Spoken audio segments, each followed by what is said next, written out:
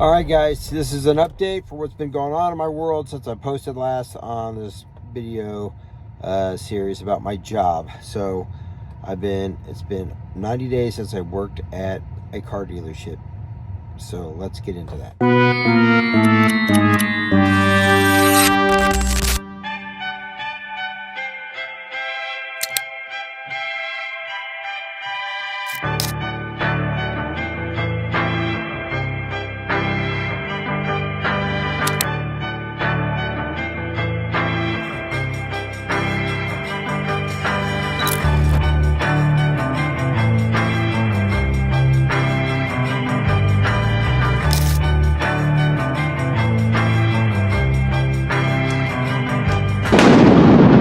Alright, just let you guys all know that I have now been at a car dealership for 90 days. Started March 17th, and by the time I post this, it'll be the 11th, so just about 90. What the heck? Oh, my earpiece just fell. Holy cow. Can anyone hear me now? So it's been about 90 days now. It's just short of 7 days short of the 90 days. I wanted to just give an update on how that's going and what's happening here. I'm working at Cable Dahmer Kia in Lee Summit, which is about 20 miles away from my house, for those of you who don't live in Kansas City. And primarily this dealership is a gross profit dealership. It's put a lot of emphasis on education, which I super have had fun with. So I've learned a lot. And so what are the big things I've learned in the last 90 days? Let's cover that now. What I've learned in the last 90 days is a couple interesting things. Some of the things I kind of already knew, but they've kind of put a kind of a framework around it. For example, they put a lot of emphasis on getting to know the person, listening to them, active listening, using your EQ. But they use the term becoming familiar, building familiarity, building rapport. They're real big on stopping, and they kind of have it precise, so you're not spending 20 hours building a relationship with a person, but you're trying to get them to talk to you is the goal, and to find out a couple key elements. One, what they're trying to accomplish. Two, what their expectations are. And people come in very guarded, and I've not been real good at this, actually. I've not been very good most of the time, especially when it becomes intense and they're trying to be on time limit and be quick. And I think because the non-gross profit dealerships make it such a easy, seamless, you're in and out in like an hour and a half, they expect this dealership to be the same way. So when you start talking, they're feeling like you're stalling them, and then of course they tell me, well, tell them you're new. And then of course if I say I'm new, well, then now they see me as a headache, like not being able to accomplish their stuff. So I've struggled with this rapport thing, the building the rapport, when I normally don't have a problem with that in my other worlds. I don't know how well you guys can hear me. In case I'm recording this and it's going nowhere, I'm gonna put the other earpiece in. It's just to cover my butt. So anyway, that's the one thing that has been a challenge for me. Number two.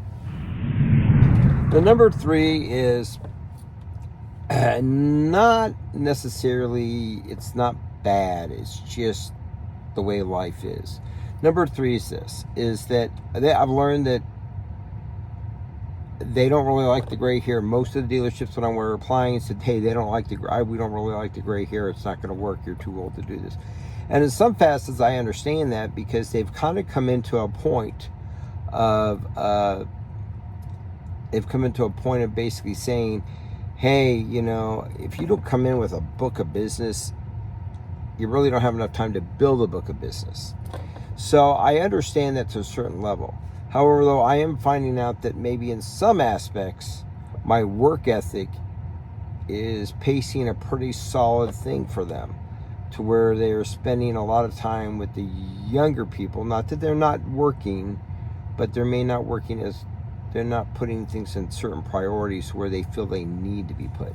So that's something I think has been an interesting thing, even though I think they are trying to find a nice way to say you're too old and creepy. Could you find your happiness somewhere else? I have not decided to do that. I am looking for other jobs. I am looking for other things, because I know that I don't know if I'll be there in another 3 months. I've lived out. I'm about into where they haven't quite found a reason to say, please move forward, but they're looking, and so I'm looking too. Let's get on to the Utah trip. All right, this summer we went to my father-in-law Joe Decker's 80th birthday party in up in Utah, South Utah, Brian Head, Utah. And the reason why I'm even putting this in this video is because I think there is a significant point to where I think I've made a good something to document, something about me.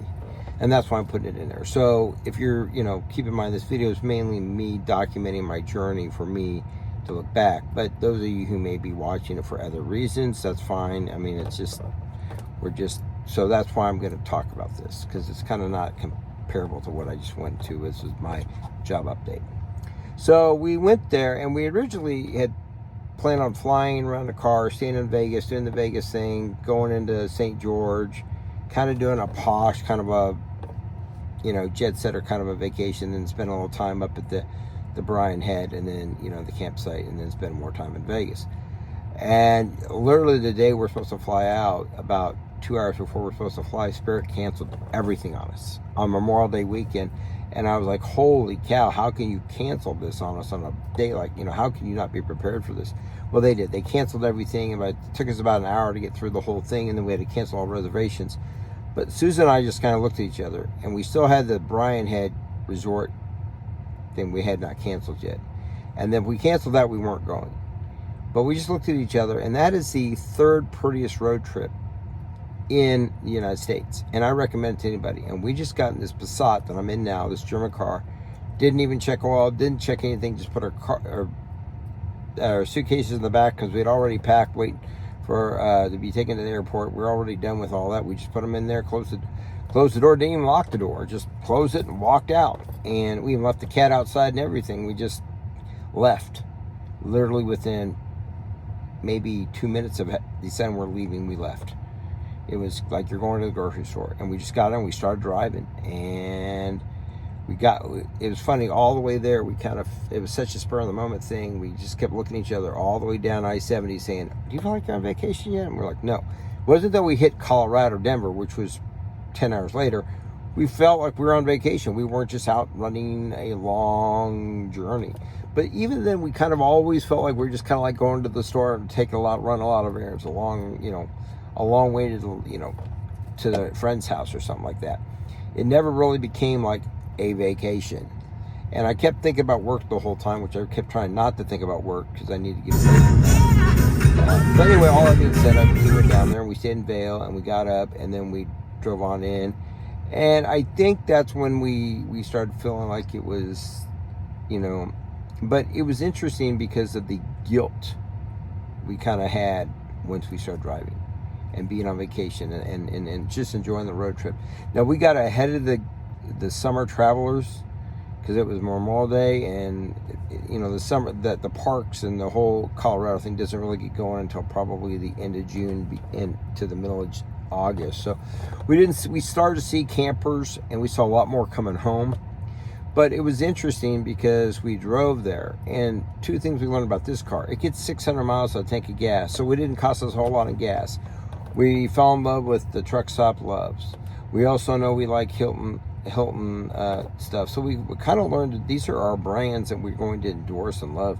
And then secondly, I guess we like to go do things, so I got to talk about that.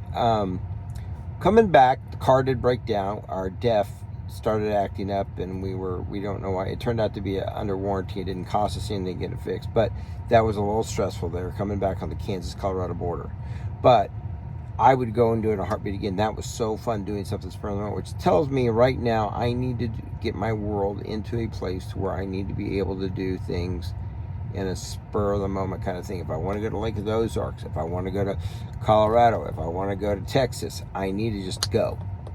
And that is what that taught me, is that you're not really, all you need to do is pack your CPAP in some clothes and go. You don't really need to make big plans and move stuff around anymore. And that's kind of something that's odd to me. So that was the reason for that. Okay, let's get on to, I'm gonna leave a message to What's Up Phil. Now this part is for What's Up Boomers Phil. Phil, you've inspired me to make this video. I myself am a 58-year-old man. I've played around with YouTube for a number of years, and I have struggled with keeping consistency, and you really inspired me with your video being monetized. There is a couple here that started a retirement kind of channel, and I reached out to them last summer, I think it was, or summer before, and I kind of got not interested. So, but whatever. I do want to join your community. It sounds like you think. And I wanted to tell you about that community you all are starting there. So if we go way back 15, 16 years ago, when YouTube was just this little website, just small little website, there was a group of kids, and there was about 4 of them. And Danny Diamond, Phil DeFranco, Shay Carl, and somebody else, Cass and G. They came together and created a group, like a team, and they started developing content. And it's kind of like an incubator, which is kind of what you're talking about, trying to help build each other's viewership up. And the Shaytards, what you have, you're like the Shay Carl of the boomers, because you ever watch the Shaytards, Shay is no longer making active videos. He is now a billionaire. They all became billionaires. They sold out to Disney a number of years ago, and then they stopped making videos. They got their big paycheck and they quit. But Shay Carl was the one who knew how to communicate. His skill was the ability to be able to articulate in an entertaining, educational way like that. And you're very good at that, being a teacher. I recommend you go back and look at some of his very beginning videos he used with his BlackBerry, and then he went on to some other cameras. They got some external cameras. This is back when YouTube was just a little website. But then he helped a guy by the name of Casey Neistat kind of get on the platform, because then they introduced Casey Neistat. He wanted to start doing stuff, and he brought the big camera in, not just the cell phone game. He brought the big camera because he was coming from a documentary filmmaker point of view, and he became the godfather of YouTube. And then he helped a guy by the name of Shane Dawson, who was on Snapchat, who kind of grew up to something, who helped a guy by the name of Mr. Beast and PewDiePie become big. So this was the maturity. Now we're kind of at a plateau here where TikTok's kind of taken the theme from the primary eyeballs, and we're now, the gray hairs are now kind of using this as a thing. And the team thing does work. I think there needs to be a shared thing. As everybody becomes monetized, you throw your money into a bucket, kind of like in the 60s, we called them communes, remember them? So that's kind of the way it is. It's kind of a digital commune where everybody shares the viewership, if you will, and we support one another and collaborate. And anyway, that's why you inspired me. And nice job with your words and your ability to articulate. I think you're an amazing articulator. And write out the script, have your beginning and follow the Casey Neistats, follow the Shaytards, kind of learn from them. You're right, Gary Vee is a strong,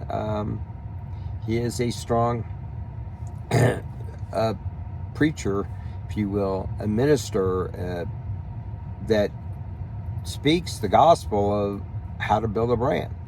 So you're right, he isn't a bad guy to follow. However, though, I think that understanding your strength in this space is key, and leaning into that. And your space is able to talk and articulate. Nice job. So I just wanted to say thank you. I am a follower. I ask you to make, something you might, a suggestion you might make that I know from these guys, what they did is they did a bunch of videos in a row and then released them weekly or twice a week, whatever. And then that way they gave them time to develop another set of videos. And I think that is good because there's times when life gets busy, and having something in what they call in the can, if you will really help you stay consistently, because consistent and frequency is the key to this, getting in front of eyeballs. And we have so many eyeballs.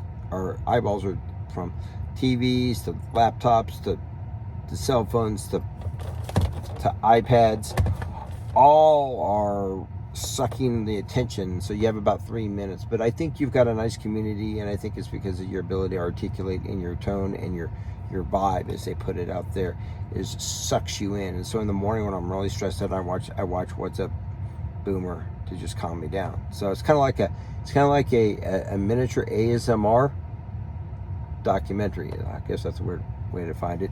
I'm 58, so I don't really make the boomer, but I'm a wannabe boomer. So there you go.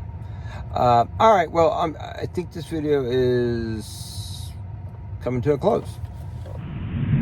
All right, guys, thanks for watching. If you watched it to this end, I do appreciate it. I don't know where this channel is going. I'm just using it as more of a journalistic piece for my life. Phil, What's Up Boomer, made a point this morning in his live, or one of his videos, that recording your voice is really important, because way after you're gone, people, they can think about you, but hearing your voice is key. I wish I had a recording my dad's voice. I've had a best friend pass away. I wish I had recorded his voice. So I really do understand that. But that's where I don't know where this channel's going. But thank you for watching. I don't know how long it is, but when I clip it all together, we'll know then. So hey, whatever length of time I sucked up your life, thank you. Appreciate you. And please subscribe, share if you've already watched it this far. Help me get more viewers. Help me get more monetized, because I'm getting old and I'm working at a car dealership. Bye.